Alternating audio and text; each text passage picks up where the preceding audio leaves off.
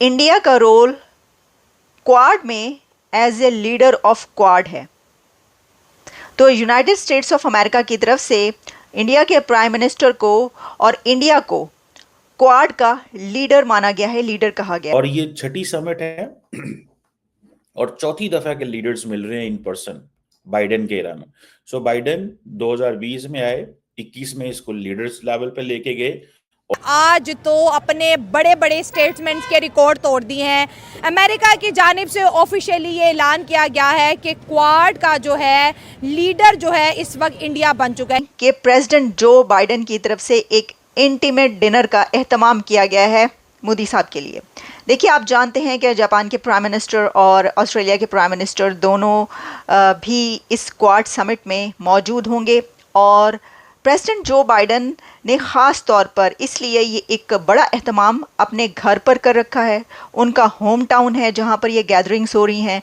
उसकी वजह ये है कि प्रेसिडेंट बाइडेन जा रहे हैं, तो एक तरीके से ये उनका आप कह सकते हैं फेयरवेल भी है।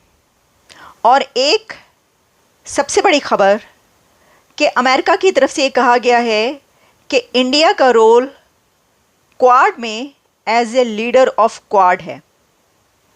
तो यूनाइटेड स्टेट्स ऑफ अमेरिका की तरफ से इंडिया के प्राइम मिनिस्टर को और इंडिया को क्वाड का लीडर माना गया है, लीडर कहा गया है। कैसे, आपके सामने रखते हैं। ये एक ऑफिशियल स्टेटमेंट में बात कही गई है और ये कहा गया है White House National Security Council की senior director for East Asia Mira Rapp Hooper की तरफ से।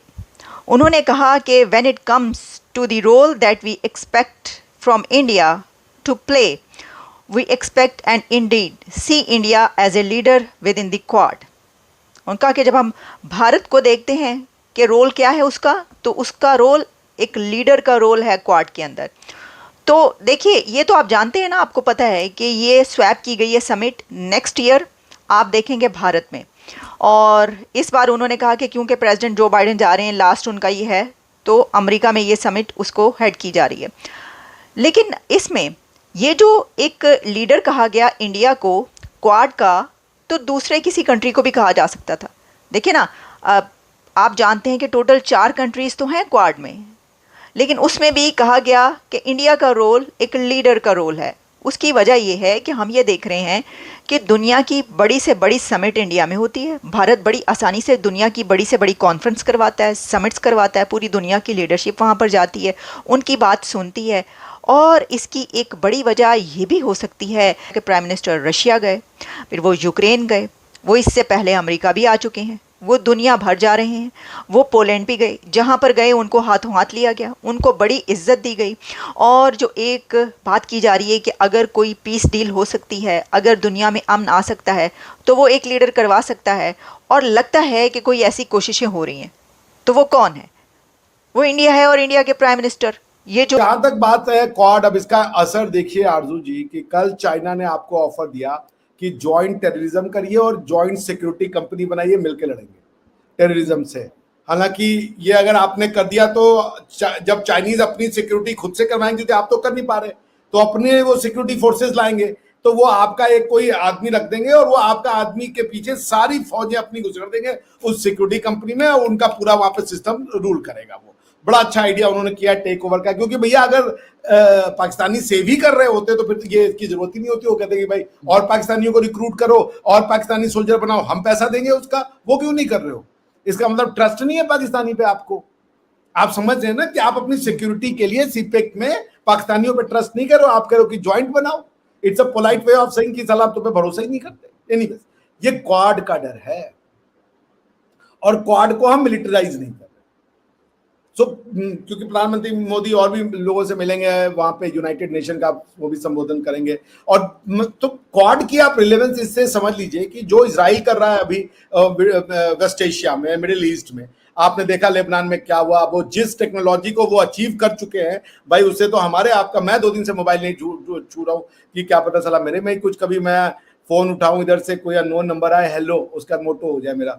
तो पॉइंट ये है कि भाई पता नहीं, मोबाइल पे भरोसा नहीं हो रहा है, मैं तो कॉल बैक भी नहीं कर रहा हूँ किसी को, आप समझ नहीं है।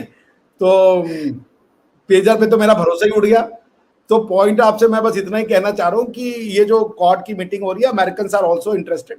आप देखिए ट्रंप साहब जो है ना इंडिया को गिरा रहे थे, उन्होंने कहा यार इंडिया सबसे बड़ा अब्यूजर है, हमारे टैरिफ रेट का हम पे हाई टैरिफ लगाता है, अपने गुड्स को लो टैरिफ पे बेचता है। और उन्होंने कहा कि और उनका लीडर मोदी, हाँ Modi is a good man, तुरंत उस बंदे ने सोमरसॉल्ट कर दिया, मोदी बड़ा अच्छा आदमी है, मोदी मेरा दोस्त है, मैं मोदी से मिलना चाहता हूँ, he is a fantastic man, he is not a backward man, बड़ा श्रूड है ये अपने अपने जगह पे। सो देखिए प्रधानमंत्री मोदी के तेज से तो ट्रंप साहब भी बदल जाते हैं, ठीक है ना। तो ये जो क्वाड की मीटिंग हो रही है, ये मीटिंग वर्ल्ड ऑर्डर को चेंज कर रही है। इस क्वाड की रिलेवेंस इसलिए भी है कि प्रधानमंत्री मोदी क्वाड को ये भी बताएंगे कि यूक्रेन और रशिया का जो मूविंग फॉरवर्ड है, पीस जो उनका प्रोजेक्ट है वो कैसे वो होगा, फ्रुक्टिफाई होगा। और अगर प्रधानमंत्री मोदी इसको फ्रुक्टिफाई कर लेते हैं तो क्वाड की रिलेवेंस बहुत बढ़ जाएगी, प्रधानमंत्री मोदी की रिलेवेंस बढ़ जाएगी। हाँ, प्रधानमंत्री मोदी ये कहेंगे कि अगर आप इंडिया को पीस वर्ल्ड पीस का पार्ट बनाना चाहते हो तो उसकी जो उसके जो इंस्ट्रूमेंटालिटीज होंगी, उसकी जो साधन होंगे वो हथियार नहीं होंगे कि आप कंट्रीज को हथियार दे दो, रिजीम चेंज करो, ये नहीं होगा। Disarmament is a need of the hour, वो कम करे, भरोसा करे, हालांकि मुश्किल होगा। लोग कहेंगे कि इंडिया खुद ही कर रहा है, तो हमारे बगल में चाइना है, वो वहां बैठे जब चाहते हैं गलवान में घुस आते हैं। सो बॉटम लाइन क्या यही है कि क्वाड की meeting is a very essential thing. Russia discuss होगा, उसके बाद साउथ चाइना सी डिस्कस होगा, आपका ये भी अब सीपेक पे आपने बताइए, चाइनीज हमारे इलाके में जाकर के सीपेक बना रहे हैं, तो ये सब चीजें वो होंगी। अब ये तो अमेरिकन का भी है कि मगर अभिषेक जी, जब भी मोदी जी जाते हैं अमेरिका, एक ना एक ग्रुप ऐसा जरूर होता है जो उनके अगेंस्ट बात कर रहा होता है, उनके अगेंस्ट प्रोटेस्ट कर रहा होता है। और लास्ट टाइम भी हमने देखा था, जहां जिस हॉल में उनका इवेंट था उसके बाहर लोग खड़े हुए थे और उनके अगेंस्ट जो थे वो लगे हुए थे नारे लगाने में। इस बारी भी हमने इसी किस्म की कुछ चीजें सुनी है कि होने जा रही हैं। क्या वजह है इसकी? देखिए ये तो पार्ट ऑफ द गेम है बाबा। आरजू जी जैसे मोदी जी अच्छा काम कर रहे हैं तो इसीलिए मोदी जी के पीछे भी सब पड़े, लेकिन जो अपोजिशन है, कहीं ना कहीं अपोजिशन भी कुछ इस किस्म की स्टेटमेंट दे रही है। राहुल गांधी जी जो लास्ट टाइम गए थे अमेरिका, वो भी भारत और भारत के कई ऐसे जो लॉज हैं उसके खिलाफ बोलकर आए थे, जिसमें सिख कम्युनिटी भी बड़ी नाराज हुई थी। राहुल गांधी जी, राहुल गांधी जी को इंडिया में आई डोंट थिंक कि लोग उतना सीरियस लेते हैं। वो जो कह रहे हैं उसका कोई रेलेवेंस नहीं है।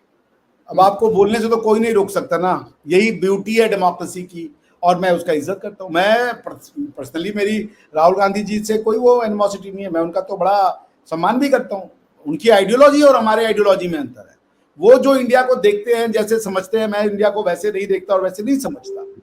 तो ये आई हैव नथिंग टू से अगेंस्ट दैट। वो अगर करना चाहते हैं इंडिया के अगेंस्ट में प्रोपोगेंडा करना चाहते हैं, वो बताना चाहते हैं कि इंडिया में, आपको मैं एक अभी दिखा दूं, अभी एक यहाँ के जूइश जो एम्बेसडर है इजराइल के, उन्होंने कहा भाई इंडिया ने हमें वो काम दिया जो हमारे साथ किसी ने नहीं किया।